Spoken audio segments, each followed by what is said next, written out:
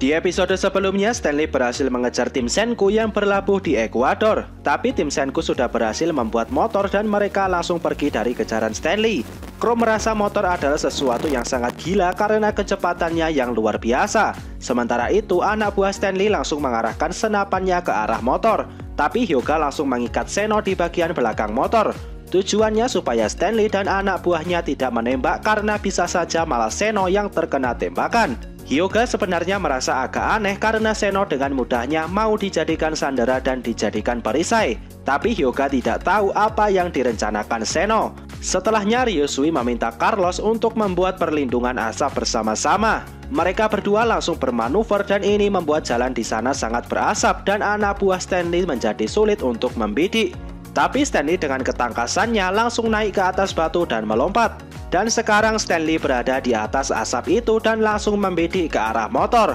Stanley melancarkan banyak sekali tembakan dan luar biasanya semua peluru itu tidak ada yang mengenai Zeno sedikit pun.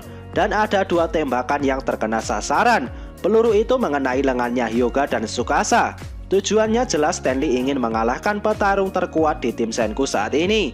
Tapi mereka berdua aman karena mereka sudah memasang perisai di balik baju mereka. Setelahnya Stanley mengambil sebuah teropong dan melihat ke arah Zeno. Stanley yakin di situasi apapun Zeno pasti akan memberikan sebuah petunjuk. Dan benar saja Zeno meninggalkan pesan dengan cara berkedip. Zeno menggunakan kode Morse dan Stanley bisa memahaminya. Tapi apa yang dikatakan Zeno tidak begitu jelas bagi kita. Tapi sepertinya itu adalah informasi tujuan tim Senku saat ini. Dan sekarang dari Perseus terlihat Leonard yang menaiki salah satu pesawat. Dan tim Senku juga mendengar suara mesin pesawat ini yang semakin mendekat. Tapi ternyata ini sudah masuk ke dalam strateginya Senku. Coba kita ingat kembali duel pesawat saat masih di Amerika. Saat itu kedua pesawat terjatuh dan terlihat pesawat yang dikendarai Senku ditinggalkan begitu saja. Tapi ternyata sebelum pergi Senku sudah memberikan cairan gula ke dalam tangki pesawat itu. Dan ternyata cairan gula ini akan berubah menjadi cairan karbon yang bisa membakar mesin. Dan hasilnya terlihat sekarang. Pesawat yang dinaiki Leonard langsung terbakar dan jatuh di sebelah rombongannya Senku. Tapi sebelum menghantam tanah, Leonard berhasil melompat keluar. Akan tetapi pesawat itu tetap hancur berkeping-keping karena kebakaran dan juga benturan yang keras. Stanley merasa sangat marah karena dipermainkan Senku. Tapi Senku dengan bangganya bisa tersenyum karena rencananya berhasil. Dan sekarang tim Senku terus melaju meninggalkan Stanley dan mereka akan menuju ke hutan Amazon dengan mengendarai motor. Sementara tim Stanley akan sulit mengejar karena mereka tidak punya kendaraan di darat. Setelahnya tim Stanley mengambil bangkai pesawat itu dan mencoba memperbaikinya. Mereka berkomunikasi dengan Brody untuk membantu pengerjaannya. Stanley berkata kalau mesin di pesawat itu dipenuhi dengan cairan berwarna hitam. Dan Brody segera menyadari kalau itu adalah karena gula. Mereka berkomunikasi dengan radio dan tentu saja tim Senku juga bisa mendengar pembicaraan mereka. Di sini Ukyo selain mengemudikan motor, dia juga bertugas untuk mengawasi radar dan juga radio. Dan sekarang gantian Senku yang mengirimkan pesan untuk tim yang di Amerika. Senku meminta tim yang ada di sana untuk mengambil kembali Medusa yang terjatuh di sungai dan membongkarnya. Senku berharap mereka bisa tahu mekanisme Medusa setelah dibongkar. Setelahnya terlihat beberapa orang yang menyelam di sungai Sacramento. Dan Homura berhasil menemukan Medusa itu di dasar sungai. Setelahnya Nikki berkata ke Brody kalau Medusa ini bisa digunakan untuk menyembuhkan sakit maupun luka apapun itu. Dan metode penyembuhan ini disebut dengan Dr. Stone.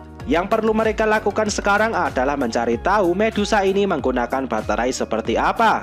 Dan jika itu material yang umum, maka mereka bisa menggantinya dengan yang baru. Sekarang kita kembali ke tim Senku. Di sini Senku berharap mereka bisa menemukan Medusa di titik nol pembatuan. Dengan adanya Medusa, mereka bisa mengalahkan Stanley dengan petrifikasi. Tapi bisa saja Medusa yang ada di sana juga sudah mati. Dan sekarang semuanya bergantung kepada tim yang ada di Amerika. Sekarang di Amerika, Yuzuriha mencoba melihat Medusa itu. Dan Yuzuriha menyadari ada retakan di Medusa ini setelah terkena tembakannya Stanley. Akan tetapi Yuzuriha tidak tahu cara membongkarnya dan mereka membutuhkan teknisi yang ahli di bidang mesin yang rumit. Dan dari yang Minami tahu, Amerika terkenal dengan pengrajin arloji dan perhiasan yang berbakat. Tapi Minami tidak tahu di mana dan siapa yang bisa mereka bangkitkan. sekarang beralih ke tempatnya Senku. Di sana sekarang sudah malam dan mereka berhenti untuk istirahat. Di sini Francois membuatkan makanan untuk semua orang. Dan Ryusui bercerita kalau ada pembuat arloji yang berkelas bernama Rodek Haikyuu di dekat bandara. Di sisi lain Tsukasa, Hyoga, Ken, dan Senku mereka sudah tertidur. Dan Luna merasa deg-degan karena melihat Senku yang tertidur di sampingnya. Sementara itu Chelsea meminta Ryusui untuk menjelaskan lokasi bandara itu. Dengan informasi sekecil apapun Chelsea yakin bisa menggambar petanya. Dan setelah menggambar beberapa saat akhirnya Chelsea berhasil membuat peta dari tempat arloji terkenal itu. Tapi sekarang yang menjadi masalah adalah bagaimana mengirimkan peta ini kepada Yuzuriha. Dan tiba-tiba Senku terbangun dari tidurnya dan langsung menggambar sesuatu.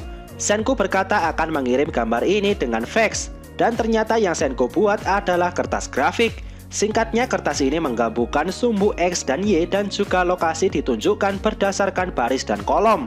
Setelahnya mereka menelpon Yuzuriha dan mengatakan setiap koordinatnya. Dan setelah bekerja cukup keras, Yuzuriha akhirnya berhasil membuat peta lokasinya. Mereka kemudian pergi ke lokasi dan karena perbedaan waktu di Amerika sekarang masih sore hari. Mereka akhirnya membangkitkan seorang wanita pemilik toko arloji dan wanita ini berkata dia punya seorang karyawan yang sangat ahli. Mereka kemudian membangkitkan seorang pria.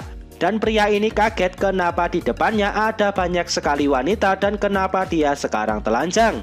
Setelahnya mereka kembali ke markas dan menjelaskan situasinya kepada pria ini.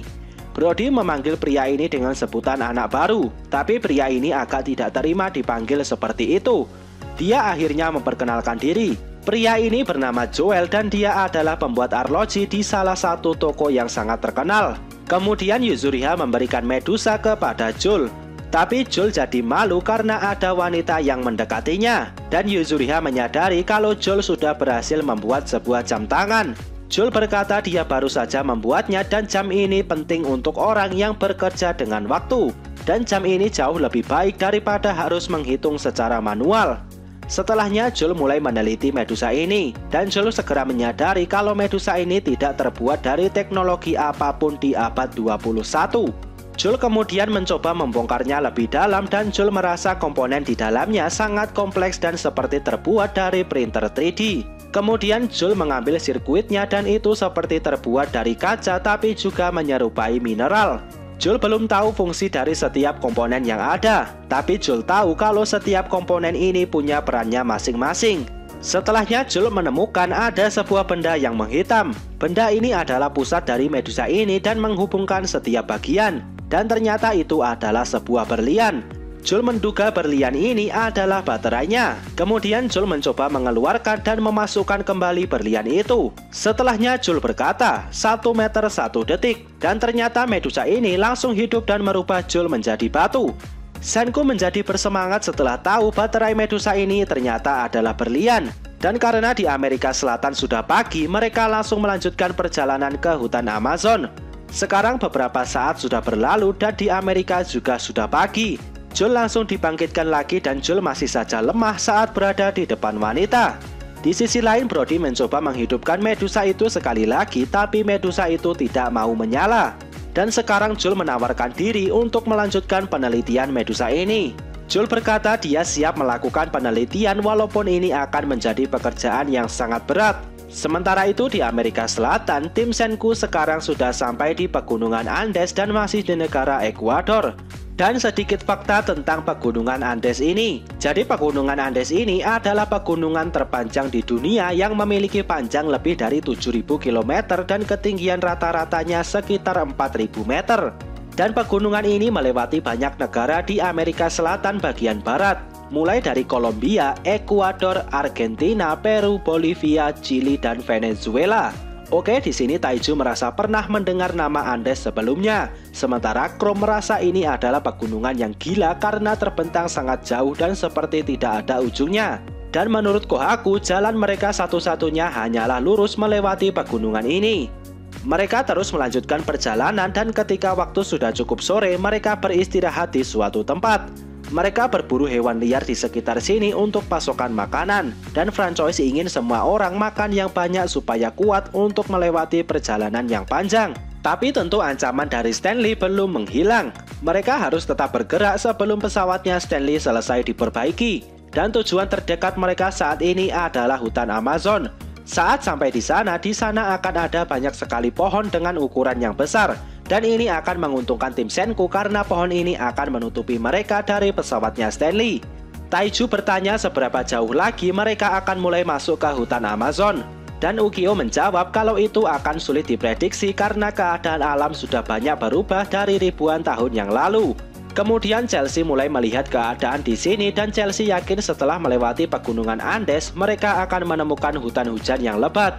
Max masih tidak percaya dengan omongan Chelsea barusan. Dan terbukti kondisi geografis di sini sudah banyak berubah dari zaman dulu. Yang awalnya pegunungan ini adalah kawasan hutan tapi sekarang sudah menjadi gurun. Kemudian Ryusui bertanya ke Chelsea apa ada suatu cara untuk melihat keadaan di suatu tempat tanpa harus datang ke lokasi itu. Dan Chelsea menjawab memang ada suatu cara tertentu. Chelsea kemudian mengambil contoh dari negara Jepang. Chelsea bertanya apa di Jepang sekarang ada lebih banyak salju yang turun dibandingkan abad 21. Dan semua orang mengiyakan pertanyaan itu. Di sini terlihat kemampuan Chelsea sebagai geografer memang sangat hebat. Tapi Chrome masih bingung bagaimana Chelsea bisa tahu keadaan di belahan bumi yang lain tanpa harus melihat secara langsung.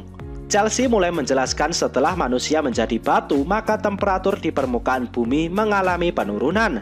Dan ini mengakibatkan aliran laut es dari kutub selatan mulai mengarah ke utara. Dan seketika Senku dan Seno langsung sadar ini adalah fenomena bernama La Nina. Ilustrasinya seperti ini.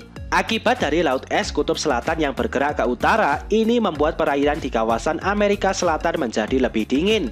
Dan ini membuat perairan di kawasan Samudra Pasifik menjadi lebih panas dan udara di sana menjadi kacau. Akhirnya udara yang kacau ini menarik udara dingin dari kutub utara. Dan akibatnya negara Jepang menjadi lebih dingin dari sebelumnya dan juga salju yang lebih banyak. Begitu juga dengan wilayah Amerika Selatan ini. Karena air laut yang lebih dingin mengakibatkan kelembapan dan air hujan yang menurun. Dan akibatnya wilayah ini sekarang menjadi gurun.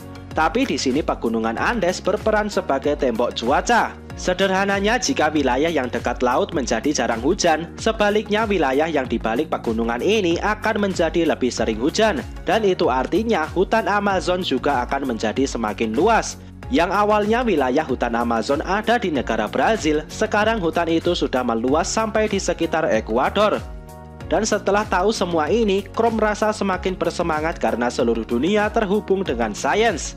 Dan sekarang karena mereka akan melewati jalur pegunungan yang panjang, mereka harus menata ulang penumpang di setiap motor. Karena jalur pegunungan banyak tanjakan, jadi berat di setiap motor harus sama. Setelahnya Chelsea bertanya ke Luna berapa berat badanmu. Luna merasa syok karena secara terang-terangan ditanyai berat badannya. Sementara Kohaku bingung kenapa Luna harus syok padahal hanya ditanyai berat badan. Kemudian Luna berkata kalau berat badannya sekitar 40 kg. Tapi Chelsea tahu kalau Luna berbohong dan meminta data yang akurat. Luna kemudian membayangkan dirinya yang sedang naik motor yang sama dengan Senku. Dan sekarang Chelsea sadar kalau Luna ini menyukai Senku. Dan Chelsea memberikan klarifikasi kalau hubungan mereka berdua sekarang memang sudah pacaran. Dan Luna mulai menceritakan momen saat dia mengajak Senku untuk pacaran saat masih di Perseus. Setelah Luna mengutarakan cintanya, Senku menerima hubungan ini. Dan Senku menganggap ini adalah semacam pernikahan politik dan menurut Senku semakin banyak orang yang bergabung maka semakin baik. Dan Senku bertanya ke Luna apa Max dan Carlos setuju dengan hal ini. Dan Luna menjawab itu bukan masalah. Setelahnya Senku memuji Luna dan berkata, kerja bagus Luna. Sekarang kita kembali ke waktu yang sekarang. Setelah mendengar cerita Luna barusan, Chelsea secara terang-terangan berkata kalau hubungan kalian berdua tidak seperti seorang pacaran. Dan dari sini Luna semakin bersemangat untuk menaklukkan hatinya Senku. Sementara Kohaku sudah mengira Senku akan berbuat semacam itu. Dan di sisi lain terlihat Senku yang membuat timbangan berat badan. Dan Senku membuatnya dengan ban. Sekarang semua orang menimbang berat badannya masing-masing dan langsung mengatur ulang penumpang di setiap motor. Dan sekarang formasinya menjadi seperti ini.